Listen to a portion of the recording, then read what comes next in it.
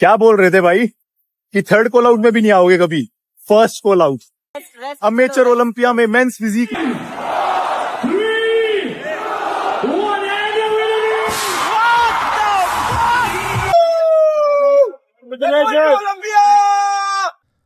स्वागत है आप सभी लोगों का इस वीडियो के अंदर। भारत प्रो शो, ये वाला शो मुंबई में हुआ था और मैं इस वीडियो के अंदर बात करने वाला हूं और चर्चा करने वाला हूं आप लोगों के साथ कि क्या रिजल्ट्स निकल कर आए हैं और आप लोगों के फेवरेट एथलीट्स क्या प्लेसिंग लेकर आए हैं। इस वीडियो के अंदर मैं सब कुछ रिजल्ट्स आप लोगों के साथ डिस्कस करने वाला हूं और जो एक मेन सवाल बना हुआ है, मनोज पाटिल आप सभी लोगों को मालूम चल गया होगा इस टाइम पर कि वो भारत प्रो शो जीत चुके हैं मेंस फिजिक डिवीजन का, तो क्या वो डिजर्विंग थे? इस वीडियो के अंदर मैं बात करने वाला हूं, पूरा कंपैरिजन हम लोग करने वाले हैं। इस इवेंट से जुड़ा हुआ जो भी मेजर बातचीत होने वाली इस वीडियो के अंदर आपको पता चल ही जाएगा, तो ये वाली वीडियो मिस करने वाली नहीं होगी। तो बिना किसी देरी के दोस्तों हम लोग इस वीडियो को शुरू करते हैं।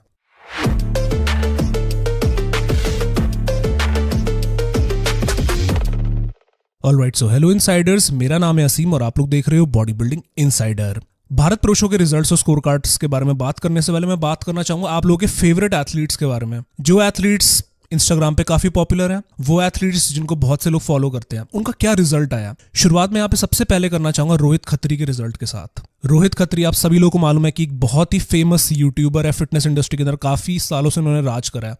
अब ये राज करना चाहते हैं बॉडी बिल्डिंग स्टेज पर। इनका क्या रिजल्ट रहता है? तो रोहित खत्री दोस्तों यहाँ पर हमको बताते हैं कि वो फर्स्ट कॉल आउट के अंदर आ गए थे टॉप 6 के अंदर, पर उनका यहाँ पे रिजल्ट क्या रहता है? जब मेडल्स की बात आती है, जब मेडल्स प्राइस डिस्ट्रीब्यूशन होता है, तो वहां पे टॉप 5 के अंदर तो रोहित खत्री का नाम नहीं आता है। तो इसका मतलब यही है कि वो टॉप 5 से बाहर हो गए थे और उनकी मोस्ट प्रोबेबली जो उनकी प्लेसिंग रहती है वो 6ठी या तो 7वीं रही होगी। तो इस हिसाब से यहाँ पे रोहित खत्री का कोई भी मेडल नहीं लगता है। और रोहित खत्री ने बोला था कि अगर मेरा कोई मेडल नहीं लगा या कोई मैं मेडल नहीं जीत पाता हूँ 2024 में दिसंबर का महीना, मतलब जब ये खत्म होता है ये वाला साल, उससे पहले अगर मैं कोई भी मेडल नहीं जीता हूँ तो मैं रिटायरमेंट ले लूंगा बॉडी बिल्डिंग से। उन्होंने ये चीज बोली थी। क्या दोस्तों वो इस चीज पे अमल करेंगे? अगर मैं रोहित खत्री के बारे में बात करूं, ऑनेस्टली अगर आप लोगों से बात करूं तो मेरे को रोहित खत्री की यहाँ पे फिजिक इंप्रूव्ड लगी थी। पिछली बारी से उनके जितने भी आप लोग वर्जन उठा लो रोहित खत्री के, जब से वो 2021 से कंपीट करना उन्होंने शुरू करा था और काफी कोचेस भी रोहित ने चेंज करे हैं, बट अभी रिसेंटली उन्होंने कुलदीप सिंह यादव के अंडर ट्रेनिंग शुरू करी है। और मैं इतना बोल सकता हूँ कि अभी इस टाइम पर रिटायरमेंट लेना और छोड़ देना बॉडी बिल्डिंग स्टेज को एक बहुत ही बड़ी गलती होगी, बिकॉज एथलीट का काम ही होता है इंप्रूवमेंट करने का। और रोहित की एज की भी बारे में मैं बात करूँ तो वो 30 के अंडर ही होंगे, 30 अंडर 30 होंगे। और इस टाइम पर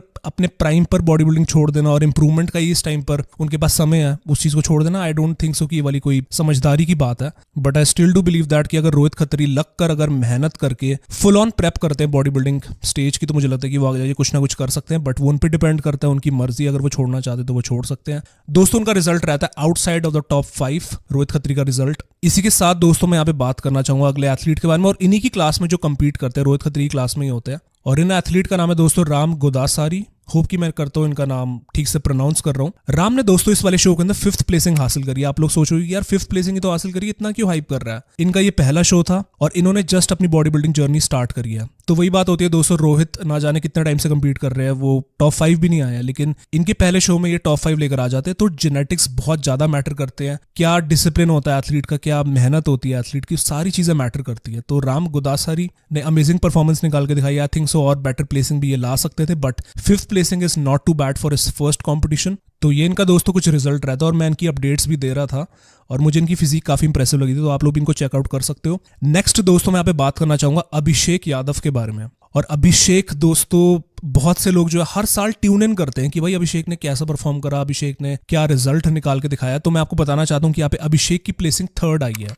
अब कई लोग बोल रहे होंगे कि यार ये कैसी प्लेसिंग लेकर आए हैं, फिर से उनका प्रो कार्ड नहीं लगा, उनका गोल्ड मेडल नहीं आया। ऑब्वियसली एथलीट्स को ट्रोल करना बहुत ही आसान है और जब रिजल्ट ना निकले तो और ट्रोल करना काफी इजी हो जाता है। लेकिन इस साल मैं डेफिनेटली कह सकता हूँ कि अभिषेक की फिजिक जो हमको देखने को मिली है, खासकर उनकी बैक वाली साइड से, जो उनका एक मेजर वीक पॉइंट माना जाता है अभिषेक का, कि उनकी बैक कभी भी डेंस होके नहीं आती या फिर साइज में नहीं आती उनकी बैक। यहाँ पर उनकी बैक भी काफी इंप्रूव लग रही थी अपने पिछले वर्जन से। नॉट द बेस्ट बैक जो पूरे लाइनअप पे हमको देखने को मिली, बट इंप्रूव थी उनके हिसाब से। साथ ही में अगर आप लोग अभिषेक की फिजिक अगर आप लोग विनर के साथ भी कंपेयर करते हो, जो कि शुभम वहां पे विनर बनते हैं उस क्लास के, जो गोल्ड मेडल लेकर आते हैं, उनके साथ ही खड़े हुए हैं। अगर आप लोग इन दोनों की फिजिक भी कंपेयर करते हो तो डेफिनेटली शुभम ज्यादा श्रेडेड है, ज्यादा टाइट है उनकी फिजिक, बट अभिषेक भी बुरे नहीं नजर आ रहे और साइज उनका देखा जा सकता है स्टेज पे, जो कि साइज काफी टाइम से अभिषेक नहीं लेकर आ पा रहे थे। बट इस वाले कॉन्टेस्ट में अभिषेक साइज लेकर आते हैं और पिछली बार से उनका एक बेटर वर्जन हमको देखने को मिलता है। अभिषेक का इस टाइम पर रिएक्शन भी हमको उनके इंस्टाग्राम पे देखने को मिल जाता है। ऑब्वियसली एक चैंपियन मेंटालिटी है उनके पास, कर सकते हैं अगर उनको थोड़ा और टाइम मिले मुझे ऐसा लगता है कि अभिषेक के पास एक राइट गाइडेंस है और उस राइट गाइडेंस के साथ अगर वो एक अपना प्रोटोकॉल क्रिएट कर देते हैं, मुझे लगता है कि अभिषेक कर सकते हैं in the future. But at this moment gold तो नहीं आया उनका, बट वो ब्रॉन्ज मेडल लेकर आया है। और साथ ही में हमको इस चीज को मद्देनजर रखना चाहिए कि अभिषेक की जो लाइनअप है, जो क्लास में वो compete करते हैं, it is one of the stacked classes of men's physique. तो ऑब्वियसली ये चीजें भी अभिषेक के लिए मुश्किल क्रिएट कर देती हैं प्रो कार्ड जीतना और गोल्ड मेडल लेकर आना इवन। तो ये दोस्तों अभिषेक का कुछ हिसाब किताब रहता है। मैं इनको डिफेंड नहीं कर रहा, ऑब्वियसली मैं देखना चाहता हूँ अभिषेक को सक्सीड करना, बट जो चीजें मुझे नजर आ रही है वो मैं आप लोगों के सामने रख रहा हूँ। बाकी आप लोग बताइए कि आप लोगों की क्या थॉट्स हैं। अच्छी लगी फिजिक तो आप लोग अच्छा बताइए, नहीं अच्छी लगी तो वो भी आप बताइए कमेंट सेक्शन में, खुला हुआ आप लोगों के ओपिनियंस के लिए। इसके बाद दोस्तों मैं यहाँ पे बात करना चाहता हूँ पंकज वर्मा के बारे में। और बहुत से लोग बोल रहे थे कि उनका भी रिजल्ट बताओ यार कि क्या रिजल्ट आया। तो दोस्तों एज सच उनका कोई रिजल्ट तो नहीं आया कि उनकी एग्जैक्ट प्लेसिंग क्या आई है, बट जब वहां पे टॉप 6 का कंपैरिजन हो रहा था तो वहां पे पंकज वर्मा को नहीं देखा जा सकता, तो मोस्ट प्रॉब्ली उनकी प्लेसिंग टॉप 6 के बाहर आई होगी और ये इनका कुछ हिसाब किताब रहता है। फिजिक के बारे में बात करो तो इनका ये I think one of the first attempt है या फिर शुरुआती अटेम्प्ट है। ग्रो करने की बहुत गुंजाइश है। इनके कोच है सैंडी बासोया, तो मुझे लगता है कि प्रेप के अंडर ये रहेंगे, मेहनत करेंगे, डेडिकेशन करेंगे। एथलीट पे भी डिपेंड करता है वो कितना सीरियस है इस गेम के लिए। और ये कुछ पंकज वर्मा की फिजिक रहती है और रिजल्ट रहता है। तो मैंने आप लोगों को बता दिया कि क्या इनका रिजल्ट आया। इसके बाद दोस्तों हम लोग यहाँ पे बात करते हैं प्रो कार्ड के राउंड के बारे में। प्रो कार्ड मेंस फिजिक का जो हमारा निकल कर आया था, और प्रो कार्ड वाले राउंड में यानी कि प्रो कार्ड की कंपैरिजन राउंड के अंदर कुल मिला के 8 मेंस फिजिक एथलीट्स होते हैं। और जिनमें से जो एथलीट्स पहचान में आ रहे हैं वो है वरुण श्रेडेड राइनो यानी कि वरुण मल्होत्रा, कृष्णा चौहान, रवि पवार, शुभम कांदू और साथ ही में गौतम। तो ये दोस्तों कुछ पहचान में एथलीट्स आ रहे हैं। तो यहाँ पे कौन जीतता है प्रो कार्ड? थर्ड प्लेसिंग पर दोस्तों यहाँ पर आते हैं इन एथलीट का नाम है गौतम और ये जीत जाते हैं यहाँ पे अपना प्रो क्वालिफायर्स में अपना प्रो कार्ड जीत जाते हैं। ये थर्ड प्लेसिंग के प्रो कार्ड विनर होते हैं। सेकंड प्लेसिंग के प्रो कार्ड के विनर की बात करूं तो यहाँ पे रहते हैं रवि पवार। रवि पवार ने दोस्तों एक ऐसा पैकेज यहाँ पे दिखाया है जो कि मुझे लगता है कि पिछली बार से मच इंप्रूव्ड अपना ये वर्जन लेकर आए थे। ज्यादा डिटेल्स इनकी शरीर पर नजर आई थी, conditioning was looking on point. एक स्केरी वर्जन जो हम लोग एक्सपेक्ट कर रहे थे उनकी तरफ से, जो हम अपडेट्स में देखा करते थे, वो फाइनली हमको रवि की तरफ से स्टेज पर भी देखने को मिल गया। तो मैनी कांग्रेचुलेशंस टू हिम। मैंने इनकी जर्नी भी फॉलो करी है तो मुझे काफी खुशी हो रही है इनको देखते हुए जब ये प्रो कार्ड अपना जीत जाते हैं। इसके बाद मैं यहाँ पे बात करूंगा शुभम कांदू के बारे में जो कि अनस्टॉपेबल सिड के एथलीट है। और शुभम ने दोस्तों यहाँ पर जीत लिया ओवरऑल मेंस फिजिक का प्रो कार्ड विनर ये बने हैं। मैं बोलना चाहूंगा कि मैनी कांग्रेचुलेशंस टू शुभम और साथ ही में उनके कोच अनस्टॉपेबल सिड सिद्धांत भाई। मुझे ऐसा लगता है कि सिद्धांत भाई की टीम से हर साल कोई ना कोई जीत रहा है, तो एक अच्छी प्रोग्रेशन में उनकी टीम बनते हुए नजर आ रही है यहाँ पे। And I can not imagine नहीं कर सकता कि इस टाइम पर कितने सारे एथलीट्स उनके जीत रहे हैं, देखकर बहुत ही अनरियल सा लग रहा है। तो यहाँ पर दोस्तों मैं कांग्रेचुलेट करना चाहता हूँ शुभम को। और बाकी यहाँ पे अगर फिजिक के बारे में बात करी जाए तो यहाँ पे शुभम की फिजिक में वो विथ थी, वो कंडीशनिंग थी। अगर आप उनका मिड सेक्शन देखोगे तो बिल्कुल वहां पे एकदम श्रेडेड था। जो डिटेल्स होती है, जो एक्सपेक्ट करी जाती है मेंस फिजिक एथलीट से, वो उन्होंने यहाँ पे दर्शाई। तो इस कारण की वजह से वो यहाँ पे ओवरऑल चैंपियन बने हैं। और हालांकि यहाँ पे रवि पवार काफी क्लोज नजर आ रहे थे शुभम के। प्रो शो में वो जीत जाते शुभम से, तो उसके बारे में हम लोग बाद में बात करेंगे, लेकिन फिलहाल प्रो कार्ड वाले राउंड के अंदर शुभम जीत जाते हैं। इसके बाद दोस्तों हम लोग यहाँ पे बात करते हैं प्रो शो के बारे में। अब प्रो क्वालिफायर्स के बारे में बात हो चुकी है, प्रो कार्ड विनर्स के बारे में बात हो चुकी है, तो सेंस बनती है कि हम लोग बात करेंगे यहाँ पे प्रो शो के विनर्स के बारे में। और प्रो शो विनर्स दोस्तों कुछ इस तरीके से रहते हैं। शुरुआत दोस्तों हम लोग यहाँ पे करते हैं मेंस क्लासिक फिजिक के बारे में। और मेंस क्लासिक फिजिक में यहाँ पे मैंने आपको कल ही रिपोर्ट कर दिया था कि यहाँ पे आनंद यादव भाई ने जीत लिया और प्रो शो जीतकर ओलंपिया जा रहे हैं वो अगले साल। जिनके साथ उन्होंने कंपीट करा था, जो कि सेकंड प्लेसिंग लेकर आए, जो कि हार गए थे उनके साथ जिन्होंने कंपीट करा था, इनका नाम है हामिद मेहरबानी। और इन दोनों के बीच में दोस्तों हम लोग कंपैरिजन अगर करते हैं, यहाँ पे दोनों की फिजिक्स यहाँ पर टॉप 2 के अंदर आती है।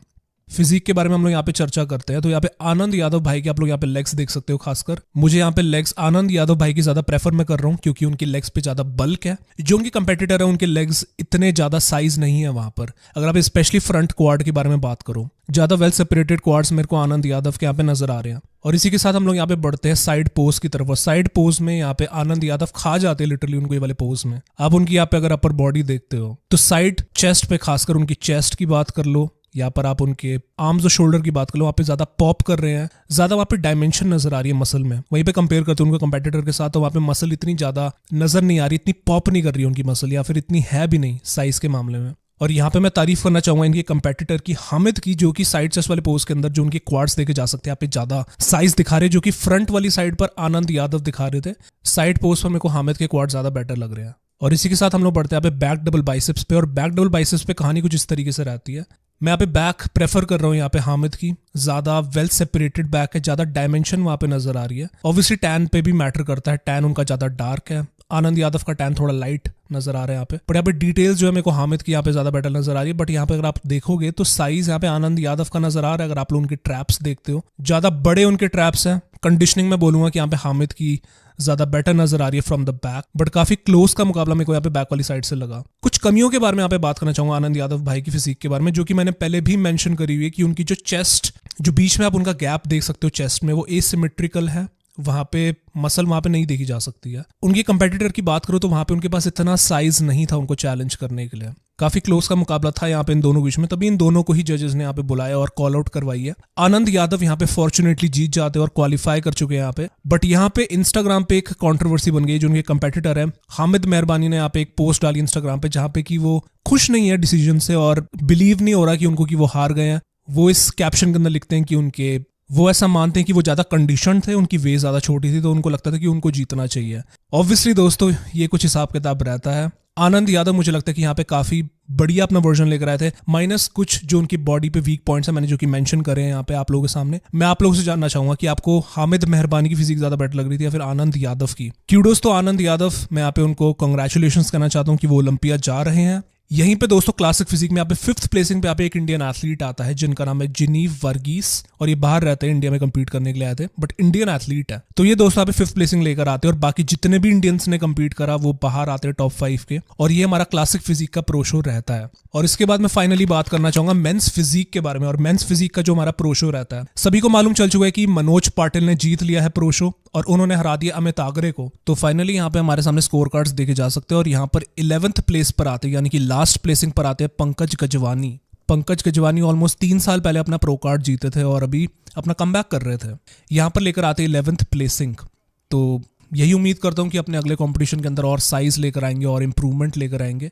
बस इतना ही बोलना चाहूंगा। बाकी यहाँ पे 10th प्लेसिंग पर आते हैं नावेद अली, जो कि इकलौते एथलीट थे जो कि बाहर से आ रहे थे, अकेले फॉरेन एथलीट थे। तो नावेद अली यहाँ पर आते हैं 10th प्लेसिंग पे 50 पॉइंट्स के साथ। इसके बाद आते हैं 9th प्लेसिंग पे गौतम जो कि जस्ट हाल ही के अंदर अपना प्रो कार्ड जीते थे और इसी शो के अंदर प्रो कार्ड जीते थे। तो प्रो शो में डेब्यू वाले शो में अपना 9th प्लेसिंग यहाँ पर लेकर आते हैं। नेक्स्ट यहाँ पर आते हैं सुरजीत डे। सुरजीत डे से दोस्तों काफी एक्सपेक्टेशन थी। इनकी फिजिक अपडेट्स बहुत ही ज्यादा वहां पे इंप्रेसिव लग रहे थे, मतलब कमाल की अपडेट्स अपनी ये दिखा रहे थे। बट यहाँ पर ये लेकर आते 8th प्लेसिंग। शो में जाने से पहले लग रहा था कि सुरजीत सबको शॉक कर सकते हैं और मैं पर्सनली काफी ज्यादा एक्साइटेड था इनको देखने के लिए। फिजिक मेरे को यहाँ पे इनकी काफी डेंस मसल इनकी नजर आ रही थी और काफी थिकली डेवलप्ड इनकी मसल्स यहाँ पे नजर आई थी। इवन उनके लेग्स भी काफी इंप्रेसिव थे। आई डोंट नो इनके साथ ऐसा क्या हो गया था। मोस्ट प्रॉब्ली ये इतने ज्यादा शार्प नहीं दिख रहे होंगे स्टेज पे, इस कारण की वजह से इनको जजेस ने 8th प्लेसिंग पे रखा है। 7th प्लेसिंग की बात करी जाए तो यहाँ पर आते हैं राजा अजीत।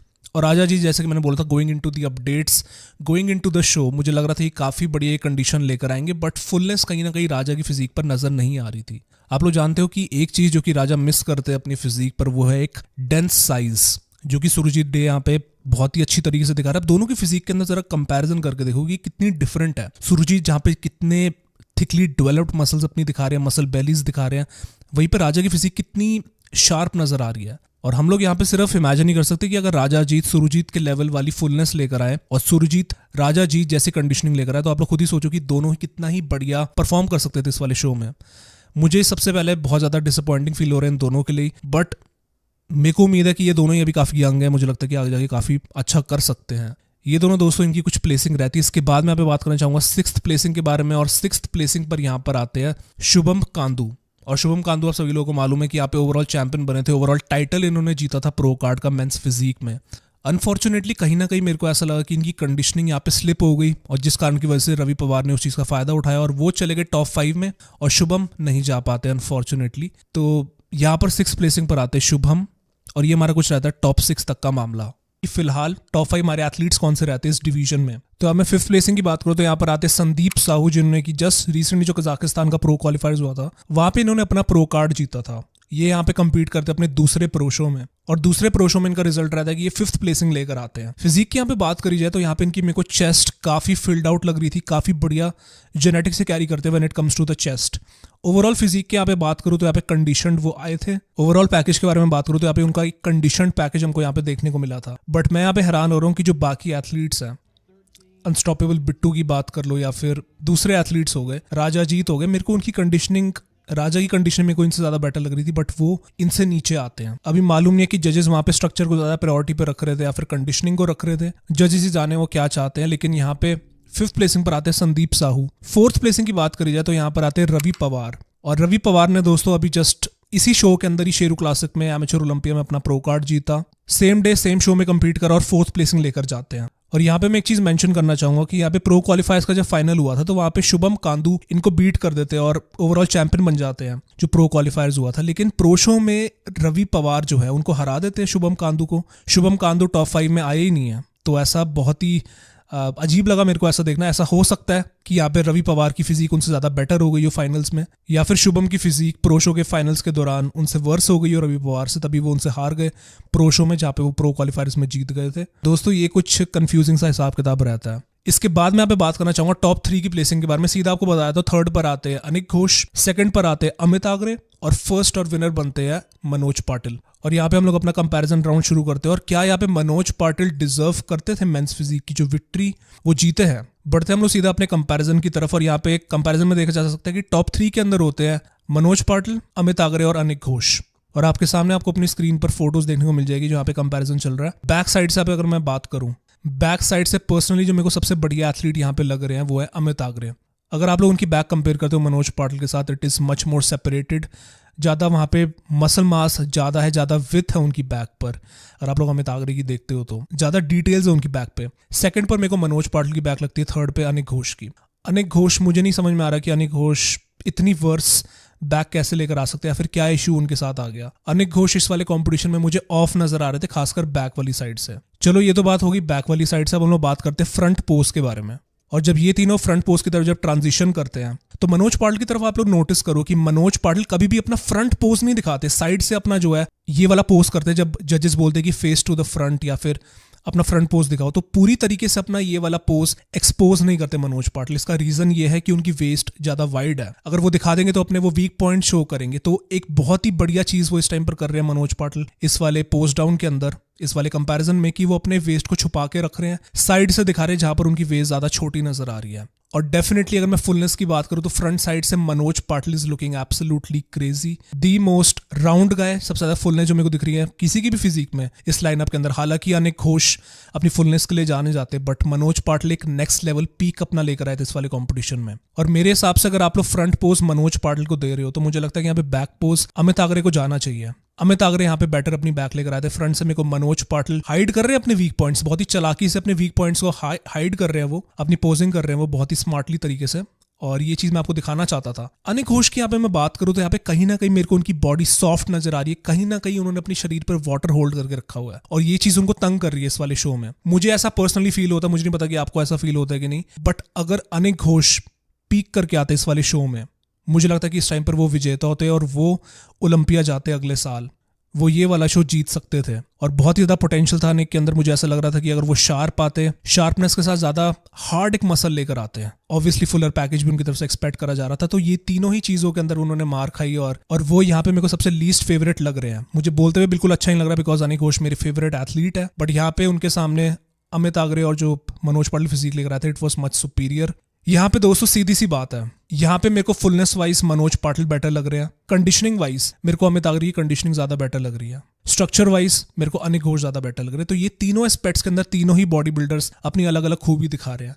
तो यहाँ पे जजेस ने चूज करा मनोज पाटिल को, उन्होंने यहाँ पे विक्ट्री हासिल करी और वो जा रहे हैं अगले साल ओलंपिया में। अनिक अगर यहाँ पे मुझे लगता है कि अगर डायल्ड इन होकर आते तो उनका डेफिनेटली चांस था अगले साल ओलंपिया जाने का, बट मुझे पता है कि अगले शो के अंदर जब भी वो कंपीट करेंगे वो कुछ ना कुछ नेक्स्ट लेवल अपना लेकर आएंगे और अपनी फुल तैयारी के साथ आएंगे। दोस्तों ये कुछ रहता है मेंस फिजिक का कंपैरिजन। आप लोग बताओ कि आपको इन तीनों में से कौन से एथलीट सबसे ज्यादा बेटर लग रहे थे ओवरऑल। मैंने जैसे कि बताया मेरे को बैक साइड से और कंडीशनिंग वाइज अमित आगरे ज्यादा बेटर लगे, मनोज पाटिल मेरे को बेटर फुलनेस के साथ यहाँ पे नजर आ रहे थे और अपनी वीकनेसेस बहुत ही स्मार्टली तरीके से यहाँ पे वो छुपा रहे थे। और यहाँ पे अनिक घोष मेरे को सबसे बेटर और बढ़िया स्ट्रक्चर लग रहा था। और दोस्तों ये हमारा कुछ रहता है मेंस फिजिक का प्रो शो का रिजल्ट और जो कंपैरिजन था। आप लोग बताइए अपने थॉट्स कि आपको कौन लगता है कि किसको जीतना चाहिए था ये वाला शो। बहुत से लोग डिवाइडेड यहाँ पे नजर आ रहे, कई लोग कह रहे कि अमित आगरे को जीतना चाहिए था, तो कई लोग खुश हैं कि यहाँ पे मनोज पाटिल जीत गए हैं। मैं काफी खुश हूँ मनोज पाटिल के लिए और मुझे लगता है कि वो काफी परेशानी उन्होंने झेली है and now he has finally won. और एक कमबैक स्टोरी किसको नहीं पसंद है। तो यहाँ पे मनोज पाटिल ने वो कमबैक स्टोरी करके दिखाई है, इसलिए ये वाली चीज़ एक बहुत ही बड़ी चीज़ बन जाती है। यहीं पे दोस्तों अगर मैं इवेंट के बारे में यहाँ पे बात करूँ कुछ चीज़ों के बारे में, तो यहाँ पे गेस्ट पोजिंग हमको देखने को मिलती है और स्केल्सिंस्की की तरफ से, जो कि आप लोग देख सकते हो स्क्रीन पे। ऑब्वियसली पहली बार आई थिंक सो वो इंडिया पे आए हैं और उनको एक बहुत ही बढ़िया वेलकम देखने को मिला हमारे इंडियन फैंस की तरफ से, वो भी हैरान हो गए होंगे। इसके बाद दोस्तों मैं यहाँ पे बात करना चाहूंगा लास्ट चीज, जो कि है शेरू क्लासिक का लाइव स्ट्रीम। मुझे बताते हुए सही बताऊं तो बहुत ही दुख हो रहा है कि जिन लोगों ने भी पे करा है शेरू क्लासिक वालों की लाइव स्ट्रीम के लिए, बिकॉज उन्होंने कोई भी लाइव स्ट्रीम करी ही नहीं। हालांकि पैसे ले लिए इन्होंने कस्टमर्स से, लेकिन लाइव स्ट्रीम तो करके ही नहीं दिखाई इन लोगों ने। तो ये चीज मैं बोलूंगा कि बहुत ही बुरी बात है। अगर जिन लोगों ने भी पे करा है, मैं आप लोगों के लिए बुरा फील कर रहा हूँ कि आप लोगों ने इनको पे करा है। मैंने खुद इनको 500 रुपए पे करे थे लाइव स्ट्रीम के लिए, बट इन्होंने लाइव स्ट्रीम करके ही नहीं दिखाई है। तो शेरू क्लासिक अभी भी मैं बोलूंगा कि इनको अपनी काफी सारी चीजें ठीक करने की जरूरत है, खासकर इवेंट से जुड़ी हुई चीजों के बारे में अगर मैं बात करूं, और लाइव स्ट्रीम्स उनमें से एक। और as a fan, as a body building fans हम लोग डिजर्व करते हैं एक लाइव शो देखना, जब इंडिया में एक बड़ा बॉडी बिल्डिंग शो हो रहा है, इकलौता एक बॉडी बिल्डिंग शो हो रहा है IFBB का, तो हम लोग लाइव देखना डिजर्व करते हैं। तो बस दोस्तों मैं ये बोलना चाहूंगा शेरू क्लासिक के बारे में। ये साल का शेरू क्लासिक हुआ खत्म। और बाकी दोस्तों ये था हमारा रिजल्ट और रिव्यू हमारा भारत प्रो शो का और एमेच्योर ओलंपिया का। आपको रिजल्ट कैसा लगा आप लोग कमेंट करके बताइए। Like, subscribe, share. आगे की वीडियोस के लिए आप स्टे ट्यून्ड रहिए, बिकॉज अपडेट्स आने वाली है। साथ ही में रिएक्शन जो होने वाला है भारत प्रो शो का, इसके बाद आपको देखने को मिल जाएगा। तो मैं आप सभी लोगों को मिलता हूँ अगली वीडियो के साथ। तब तक के लिए अपना ख्याल रखिए। Till then take care and bye bye.